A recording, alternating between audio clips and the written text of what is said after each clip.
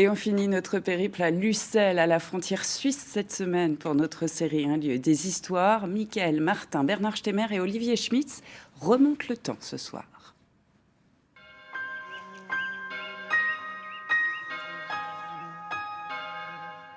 Nous ne pouvions quitter Lucelle sans parler de son ancienne abbaye cistercienne fondée il y a près de 900 ans. Elle a compté parmi les plus puissantes de la région, mais aujourd'hui il n'en reste quasiment rien. Il faut imaginer par exemple que dans le pré, là où nous nous trouvons, se dressait une importante église. De l'ancienne abbaye, il ne reste que peu de vestiges. La porte d'entrée côté nord, ainsi que quelques mètres du mur d'enceinte. Tout le reste a été détruit progressivement depuis la Révolution. Alors effectivement, on ne voit absolument rien. Pourtant là, on est pile à l'emplacement du chœur de l'église.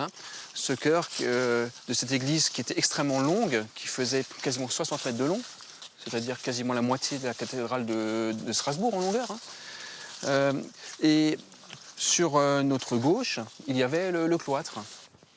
Dans les anciennes dépendances, une maquette nous dévoile comment était l'abbaye à son âge d'or. Les bâtiments s'étendaient sur un demi-hectare et 40 moines y résidaient. Là, finalement, c'est le bâtiment comme il était à son apogée. C'était quelle époque? Oui, c'est au XVIIIe siècle. L'abbé d'Elphis, au milieu du XVIIIe siècle, a construit un deuxième cloître bien plus imposant, symbole un peu de la richesse du monastère. C'était un monastère très puissant, ce que vous dites, très riche. Ah oui, très riche. Il possédait des terrains, des champs qui donnaient des revenus, depuis ici, là, du côté suisse aussi, mais aussi jusqu'au secteur de Mulhouse. En 1789, l'abbaye rayonne et s'imagine un avenir radieux. Voilà, et donc là, il y a un personnage dont vous vouliez nous parler. Ah oui, tout à fait, c'est l'abbé Girardin, le dernier abbé de l'abbaye Lucelle avant la Révolution française. Et il était un peu bouleversé par les événements de la Révolution, et notamment en 1790, lorsqu'il a appris que les ordres monastiques, donc c'est-à-dire le sien, allaient être supprimés.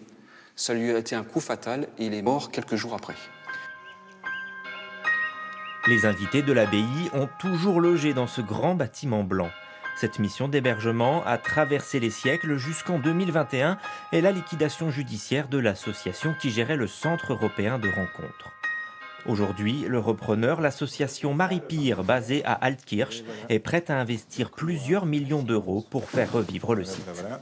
On va aller donc visiter là, une petite chambre. Très bien. Donc ici, il faut encore imaginer un petit peu la remise au goût du jour, le lit. Oui, l'espace pour les enfants, un peu de literie, du Wi-Fi, et c'est reparti. Les travaux à prévoir sont considérables. Surtout, 6000 mètres carrés de locaux attendent d'être rénovés. L'association veut héberger ici des groupes et des familles dans une ambiance auberge de jeunesse. L'accueil serait assuré par des travailleurs en situation de handicap. Donc nous, l'ADN, c'est l'accueil. On le veut simplement non plus en institution, mais dans un milieu inclusif. Ça fait sens, c'est un lieu qui a toujours accueilli des personnes, donc on est en symbiose avec ces valeurs-là. Le nouvel avenir de l'abbaye de Lucelle pourrait voir le jour dès 2026. Et c'est ainsi que se termine notre série Un lieu des histoires à Lucelle. À très bientôt pour de prochains épisodes.